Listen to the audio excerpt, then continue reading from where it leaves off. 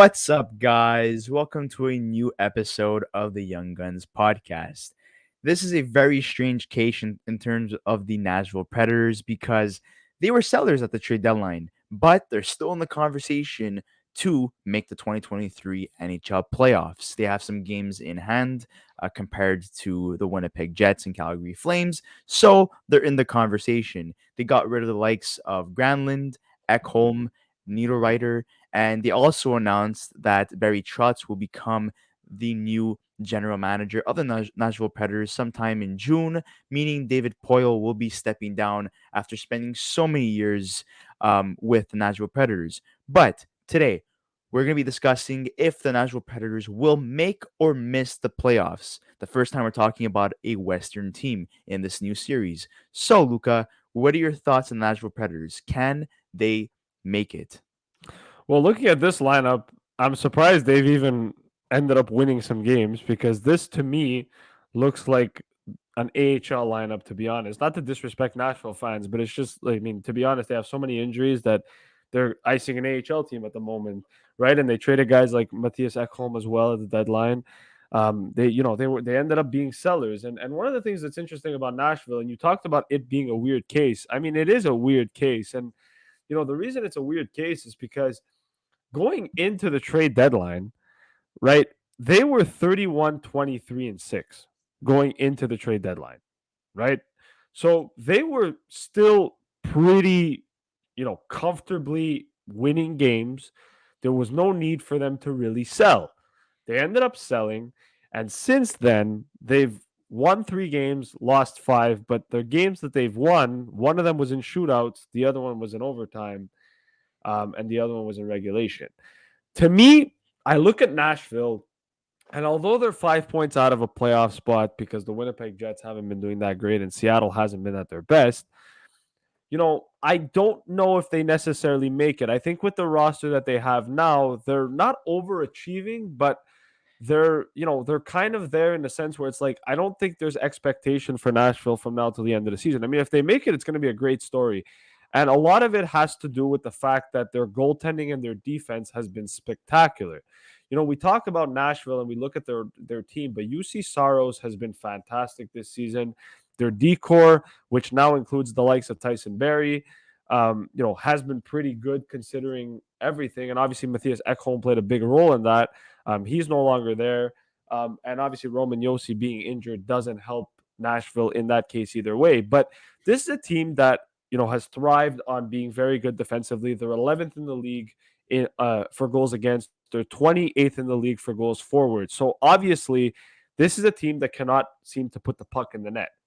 And I think that Nashville, despite all the injuries, obviously to Philip Forsberg, Ryan Johansson, Roman Josi, I think if those guys are back in the lineup, we're talking and we're having a different conversation. Unfortunately, seeing that they moved on from guys like Nino Niederreiter, and guys like Matthias Ekholm, to me, I just don't think that there's a possibility for them, although they're 5 points out. However, what's interesting about Nashville coming off, they're on a 3-game losing streak right now. They lost to Winnipeg in overtime.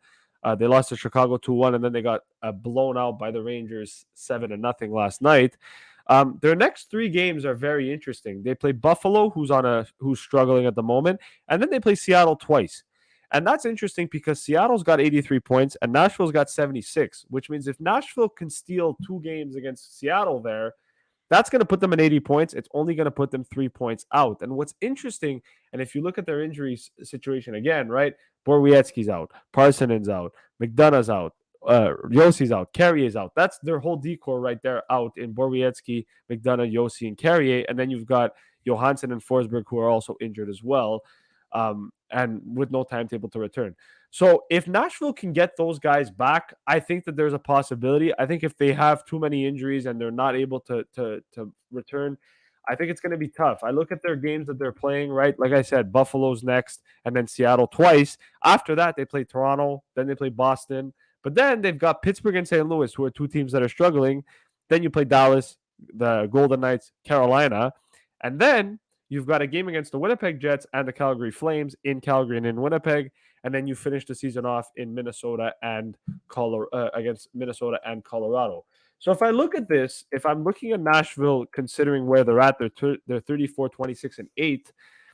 If they can beat the teams that they're supposed to beat, which in this case should be Buffalo, Seattle, Pittsburgh, St. Louis, Winnipeg, and Calgary, they have a chance at this. But they're going to have some important games. They're playing some important games from now till the end of the season.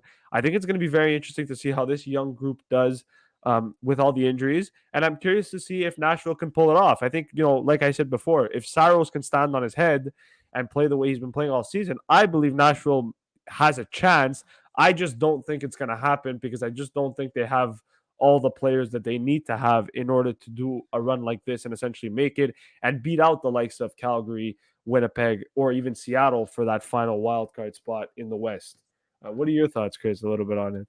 Well, look, I'm a fellow Canadian. I would love to see Calgary and Winnipeg make the playoffs. And I know Seattle's been a fantastic story. They have one of the best winger depth in the league. But at the end of the day, if you're a Canadian, you should root for Canadian teams. But realistically speaking, I do believe Seattle does make the playoffs.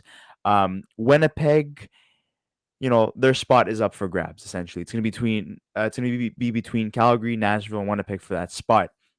Winnipeg and Calgary have more of a playoff team on paper. Nashville doesn't. They were sellers. Another name that they got rid of, Tanner Jeannot. He's another guy they got rid of, and they got Cal Foote in return. There's been a lot of injuries, so Foote services were needed to replace some of those guys that were out with injury. But at the end of the day, I don't want to see a team like Nashville go to the playoffs, get you know swept in 4 games, and it's just not going to be entertaining. It's not going to be a fun series. Nashville could upset the team that they face. They could potentially face the likes of Vegas or Dallas, but that could always change because Minnesota's fairly close, Colorado's close, Edmonton and LA. It's going to be a race till the end for the first place spot in the Central Division and also in the Pacific. There's a lot of positions up for grabs in the West. It's very close in the West in comparison to the East. So anything is possible. But I know that Calgary and Winnipeg will most likely put up more of a fight against any of those teams in the top three in the Pacific or Central. I don't think Nashville would. It's nice to see that Nashville is winning, and they got a boatload for guys like Jeannot and other players that they got rid of. But if you're going to be a selling team, you're going to want to finish as low as possible in the 2023 draft. That's really stacked. And unfortunately, in terms of, where they stand, they're not going to get the best pick. And I know they're winning games and it's good for their development, but now is not the time to be winning, unfortunately. And I Well, know there's no tanking in the NHL, but when Barry Trotz comes in as a general manager, he's there to reconstruct the Nashville Predators. So this team heading into the playoffs will most likely not be the same team that's going to be iced next season in 2023, 2024. yeah, and I think, look, to be honest, like one of the things that's very interesting about Nashville is that I look at this team, like, just I look at their stats a little bit too, and like obviously if you look, Roman Yossi's got 59 points. That's he leads the team in points with 59.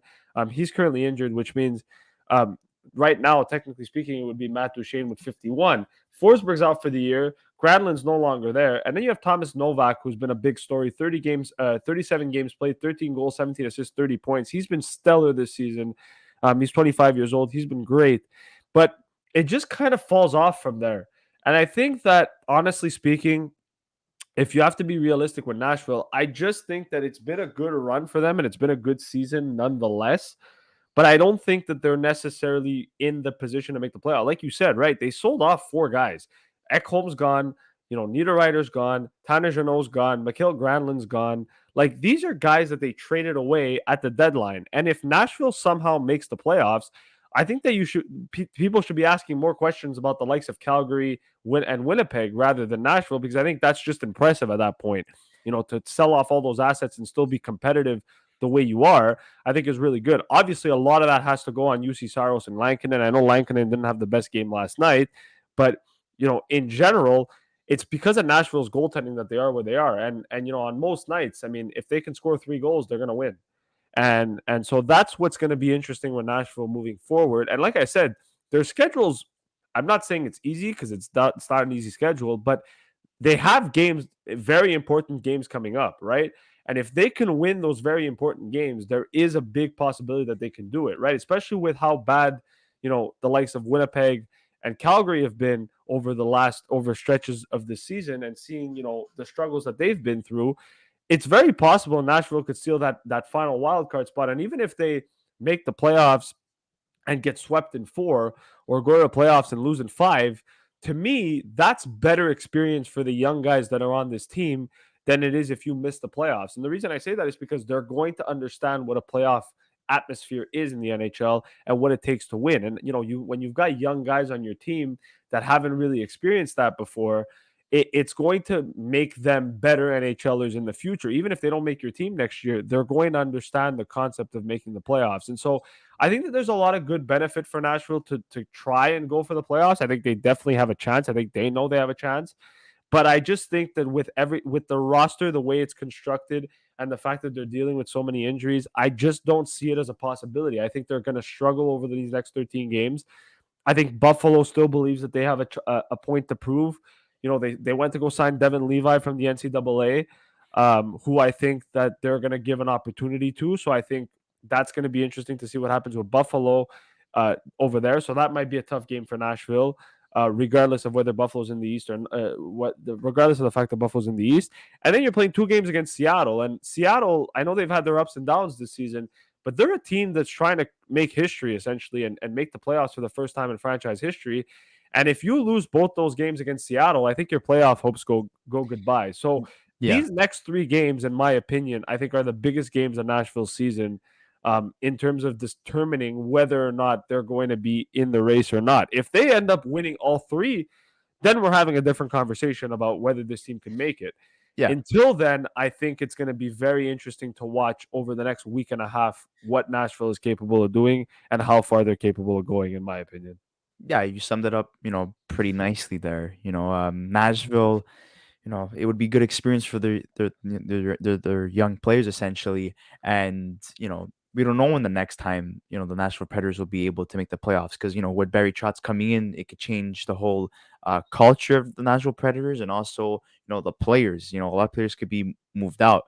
And, Ryan Johansson, a guy who was having a good season last year, not so great this year.